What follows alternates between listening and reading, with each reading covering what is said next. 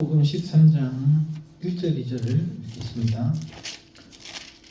예수께서 성전에서 나가실 때 제자 중 하나가 이르되 선생님이여 보소서 이 돌들이 어떠하며 이 건물들이 어떠하니까.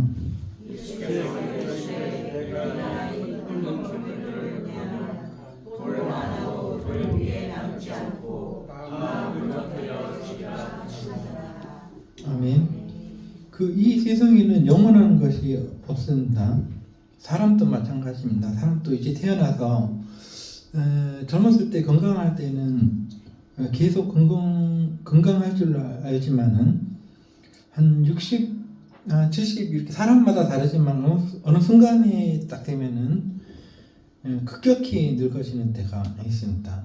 그러니까 우리 신체는 이렇게 재생이 되기도 하고 하지만은 언제나 그런 것이 아니고 하나님께서 정하신 어떤 그 순간이요. 그게 사람마다 다르지만은 어떤 사람은 60이 조금 지나니까 갑자기 확 늙어버렸다 이런 말을 듣기도 하고, 어떤 사람은 좀 건강해가지고 80이 지나도 건강을 한데, 그러나 영원할 수는 없죠. 어느 순간이 되면은 갑자기 이도 다 빠지고 몸이 갑자기 약해지는 것입니다. 걷기도 힘들고 혈액병도 생기고 그런 것이죠.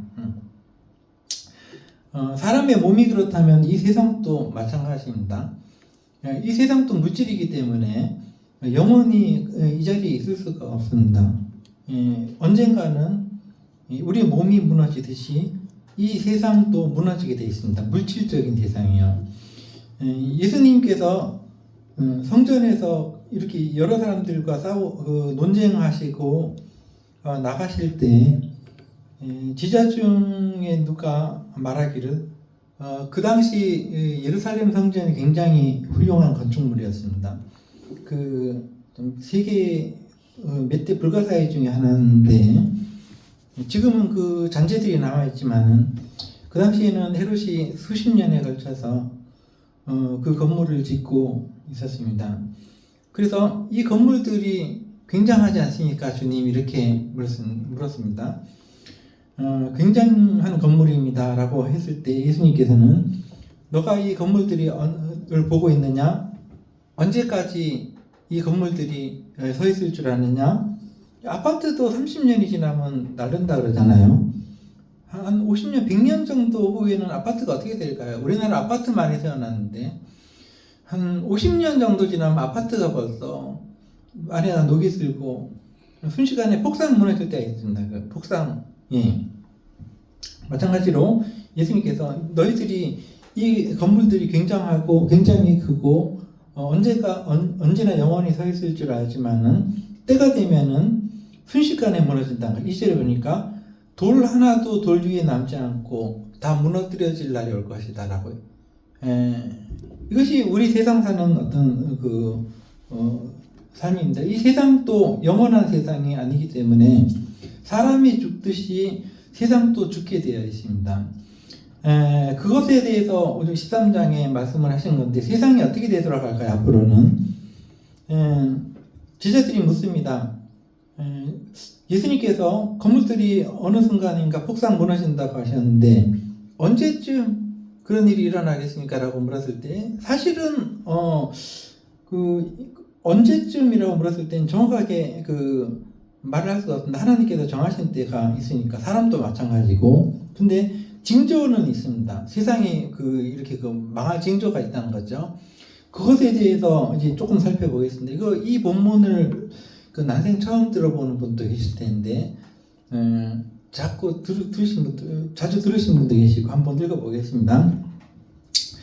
5절부터 보면은 세상이 망조가 될 때, 일단은 사기꾼들이 많아집니다. 사람들이 이제 정신이 잘못돼가지고 거짓말을 많이 한다는 거죠. 그래서 미혹이라는 얘기가 나오는데, 이것은 이제 사기꾼들이 거짓말을 하면 사람들이 저게 거짓말인지 아닌지 판별을 해야 되는데 판단을 못 한다는 거예요. 그 미혹을 받는다고 거짓말에 속아 넘어가는 시대. 거짓말이 하도 정교해가지고 이게 진짜인지 가짜인지 제대로 판단할 수 없는 그런 시대가 온다는 것이죠. 그 다음에 실제로 보니까 난리와 난리의 소문을 들때 전쟁이 아닙니까? 전쟁.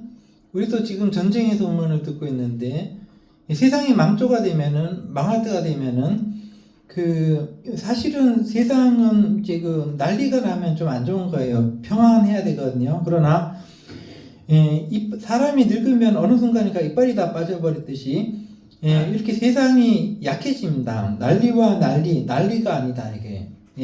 전쟁이 난리가 아니다. 이런 게 됩니다. 이 세상에 석유가 유한할까요? 무한할까요? 언제든지 석유가 영원히 땅속에서 나올까요? 그렇지 않습니다. 이제 얼마 지나고 나면은 이란이라든가 뭐 이라크, 사우디아라비아에서 나오는 그 석유가요 고갈이 됩니다. 영원한 게 아니거든요. 그러면 이 세상은 올스톱이 되게 되어 있습니다. 그거는 자명한 사실입니다. 모든 것이 석유로 지금 살고 있으니까 난방 그런 문제가 아니고 우리가 지금 입고 있는 옷이라든가 또 뭐 쓰레기 봉투 같은 거 전부 다 석유입니다. 아스팔트 이런 거. 근데 석유가 이제 고갈이 된다. 그러면은 이제 세상은 급격히 늙어가게 돼. 이제 끝나게 되는 거죠. 그래서 자동차도 마찬가지고 다 석유로 만들어지는 건데 여기 난리와 난리의 소문이 나고 그러나 예수님께서는 아직은 끝이 아니다. 이거는 시작일 뿐이다라고 말씀하십니다. 아직은 끝이 아니고 8절에 보니까 민족이 민족을 나라가 나라를 대적하여 일어나겠고 세계전쟁 아닙니까? 그죠? 옛날에는 전 세계가 따로따로 흩어져서 살았어요. 저쪽 편에서 전쟁이 일어나면 이쪽 편은 몰라요. 저쪽에서 뭔 일이 일어나는지. 그러나 지금은 지구 반대편에서 일어난 일을 우리가 지금 뉴스로 듣고 있잖아요. 어느 민족이 어느 민족하고 싸운다. 어떤 일이 일어나고 있다. 그러니까 그 소문이 막 들려오는 게 이제 세상이 망조가 되는 이 시작이거든요. 그 다음에 곳곳에 지진이 있으며 땅이 이상하다는 거죠. 기후가 이상하고 땅이 이상하고 기근이 있으면 그러니까 이거는 땅이 제 역할을 못한다. 사람의 몸이 건강할 때는 제 역할을 하죠. 그러나 시간이 지나면 어느 순간이가 몸이 급격히 자기 역할을 못하게 되어 있습니다. 그래서 기근이라든가 이렇게 이 지진 이런 것은 일어나서는 안 되는 비정상적인 거거든요. 하나님이 만드신 물질 세계에서는. 그러나 이것이 나타나면은 시작이라는 것이죠. 그 다음에 9절에 보니까 너희는 스스로 조심하라. 너희가 매질을 당하고 그렇게 고난을 받을 텐데 이건 뭐냐면 진리가 무시를 당한다는 것입니다. 진리를 가진 사람들이 말을 해도 사람들이 진리를 진리로 취급해 주지 않는다는 것이죠. 그 다음에 10절에 보니까 복음이 먼저 만국에 전파된다. 즉 마지막 때가 되면은 이제 진리, 복음, 하나님의 어떤 생각, 말씀이 온 세상에 알려지게 돼 있다. 이거는 이미 이루어졌습니다. 인터넷으로 통해서 이제는 뭐 하나님의 말씀을 모르는 사람이 없습니다. 다 알아요. 특히 지금 AI가 굉장히 발전하고 있거든요. 인공지능이라고 하는데 모든 것이 이제 사람들의 생각을 종합하고 초월해서 인공지능이 이제 사람들을 가르치게 될 겁니다. 이미 AI는 성경과 불경 뭐 이런 모든 종교적인 경전들을 우리는 다 못 읽어요. 두뇌의 한계가 있으니까. 그러나 인공지능은 전부 다 읽었습니다. 읽고 종합을 하고 이제는 사람들에게 가르치는 입장에 서게 될 거다. 인공지능이. 그래서 10절에 보니까 먼저 지식이 많이 전달되어서 하나님의 말씀을 모르는 사람이 없게 될 거다라는 것이 이미 이루어지고 있고, 그 다음에 11절에 사람들이 너희를